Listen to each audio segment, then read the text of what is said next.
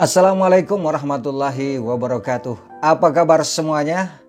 Semoga selalu dalam keadaan bahagia, selalu dalam keadaan sehat. Teman-teman sekalian, apa yang akan kita diskusikan hari ini, kita sharing hari ini? Oke. Kita akan bicara tentang satu sifat yang paling tidak disukai dalam pergaulan. Jadi kalau ada kawan kita atau kita sendiri memiliki sifat ini, pasti orang lain gak suka. Orang lain gak suka kalau ada orang-orang seperti ini dalam lingkungan mereka. Tidak suka kalau orang datang, orang yang punya sifat seperti ini, mereka aduh malas banget nih orang datang lagi. Apa itu? Teman-teman sekalian, sebelum kita mulai, jangan lupa mohon dukungannya dengan mengklik tombol subscribe. Oke, terima kasih.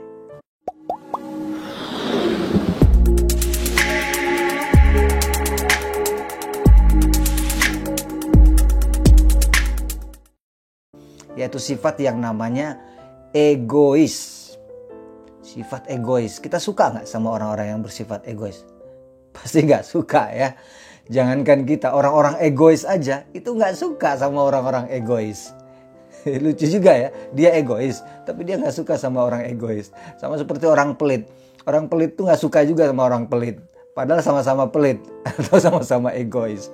Nah teman-teman, ini tulisan yang saya ambil dari IDN Times, ditulis oleh Desi Damayanti ya, tentang ciri-ciri orang yang egois atau sudah masuk kategori egoisnya itu udah cukup parah deh.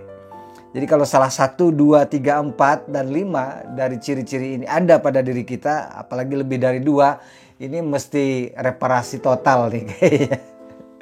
Kalau kendaraan itu mesti turun mesin, karena udah parah nih, harus dibetulin benar nih sifat egois. Baik, kita mulai ya. Yang pertama, ciri orang egois itu apa? Dia tuh tidak pernah merasa bersalah jika dia membuat orang lain repot. Bayangkan, dia tidak pernah merasa bersalah kalau dia sudah membuat orang lain itu repot. Bayangkan, dia wajar sebenarnya kalau kita mohon bantuan kepada orang lain ya untuk urusan kita, wajar saja. Cuma kan kita mesti lihat juga gitu, orang lain itu lagi ngapain gitu. Terus timingnya pas nggak untuk kita minta tolong. Kalau orang egois dia nggak peduli mau orang lain sibuk, mau orang lain lagi ngapain, mau orang lain ada urusannya. Pokoknya dia minta tolong lah. Pokoknya dia buat orang lain repot. Padahal sebenarnya ada hal-hal, banyak hal yang bisa dia lakukan sendiri. Tapi dia nggak mau repot. Dia maunya orang lain yang repot dengan urusan-urusan dia. Nah ini banyak kejadian seperti ini. Dan itu ciri pertama. Jadi kalau kita sudah merasa itu tidak ada rasa bersalah gitu. Udah nggak ada rasa bersalah membuat orang lain repot. Itu ciri pertama orang-orang yang egoisnya udah tingkatnya wah lumayan. Tidak pernah merasa bersalah membuat orang lain repot. Untuk apa? Untuk urusan dia. Itu yang pertama. Yang kedua apa? Orang-orang egois ini paling menonjol ya. Orang-orang egois itu mereka selalu ingin dinomorsatukan dalam segala urusan. Selalu ingin dinomorsatukan. Merasa dirinya lah yang paling penting sehingga semua orang udah berhenti dulu deh. Urusan gua beresin dulu.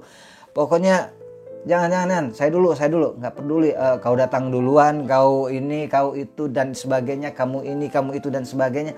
Urusan saya dulu deh, ya kan? Saya lebih penting nih urusan saya. Kamu urusannya ada, ya, penting. Wah urusan saya lebih penting. Nomor saya itu kan urusan saya gitu. Bayangkan segala hal. Jadi orang-orang tuh harus mementingkan dirinya. Dialah yang nomor satu yang harus diperhatikan, diurusi dan dibantu. Banyak kejadian seperti ini, pasti banyak. Di kantor-kantor banyak orang-orang yang merasa lebih superior, cenderung bisa lebih egois, ya kan? Jangankan orang superior, orang-orang yang tidak superior aja banyak yang egois. Jadi ini sebenarnya penyakit yang bisa melanda siapa saja. Jadi kalau selalu merasa ingin dinomorsatukan, ya kan, merasa bahwa semua orang itu harus selalu datang dan mendukung dia, itu berarti orang ini sudah masuk kategori egois.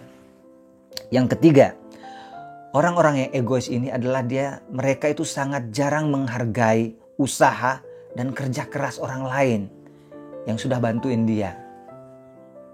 Mereka jarang menghargai itu. Buat mereka ya wajar lah mereka bantu, namanya juga saudara, namanya juga teman, ya harus bantu kita dong kalau kita lagi susah ya kan. Mereka wajar saja kalau mereka bantu, ya nggak perlu berlebih-lebihan lah dihargai. Namanya juga mereka mau bantu, ya pantas aja mereka bantu kita kan, kita perlu bantuan. Sampai begitu cara berpikirnya gitu. Jadi mereka jarang menghargai, padahal orang itu udah bantu dia, udah nolong dia, udah rela berkorban untuk urusan dia oke, sip, gitu aja, nggak ada rasa menghargai. Apalagi sifat untuk membalas kebaikan orang itu tidak terfikirkan sedikit pun sama dia. Tidak pernah menghargai kerja keras dan bantuan orang lain kepada dirinya. Aduh, ini luar biasa egois ini. Ini levelnya udah semakin parah ini. Jangan sampai kita seperti itu ya. Aduh, susah. Kita kalau ketemu orang seperti itu aja rasanya sebel banget kan. Kita nggak suka sama seperti orang-orang yang seperti itu. Next, yang ke berapa tadi? Yang keempat ya. Ini dia. Orang-orang egois itu selalu merasa dirinya benar. Selalu paling benar. Orang lain salah. Jadi kalau ada sesuatu yang terjadi, sesuatu kejadian, maka dia akan selalu menuding bahwa ini karena orang lain. Bukan karena dia. Karena dia merasa gak pernah salah. Orang lain lah yang selalu salah. Jadi selalu merasa dirinya paling benar dalam diskusi, dalam debat, dalam peristiwa apapun. Jadi kalau ada satu kesalahan, maka yang salah pasti bukan dia. Dia merasa bukan saya yang salah nih, pasti dia yang salah, pasti kamu yang salah. Loh, tapi kan bapak gini-gini. Ya enggak, kamu dong, kamu yang salah. Begini. Tiba-tiba orang bilang, Pak, semua orang sudah lihat kok bapak yang salah. Enggak, kata siapa saya. Wah, tetap aja dia bela diri dan merasa dirinya paling benar. Itulah ciri keempat dari orang-orang yang selalu bersifat egois. Jadi sekali lagi kita ulangi ya, orang-orang egois aja gak suka berkawan sama orang egois. Ini luar biasanya. Dan yang berikutnya, yang terakhir adalah orang-orang egois itu mereka cenderung enggan untuk menerima masukan, menerima saran dari orang lain.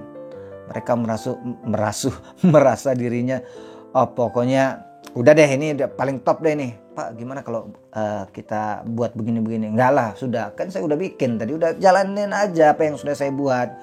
Gitu kan. Pak, kayaknya lebih bagus deh kalau begini. Soalnya menurut pengalaman, udahlah nggak usah pengalaman. Ini saya juga sudah berpengalaman orangnya. Ya kan, nggak kalah sama pengalaman kamu. Udah laksanakan aja.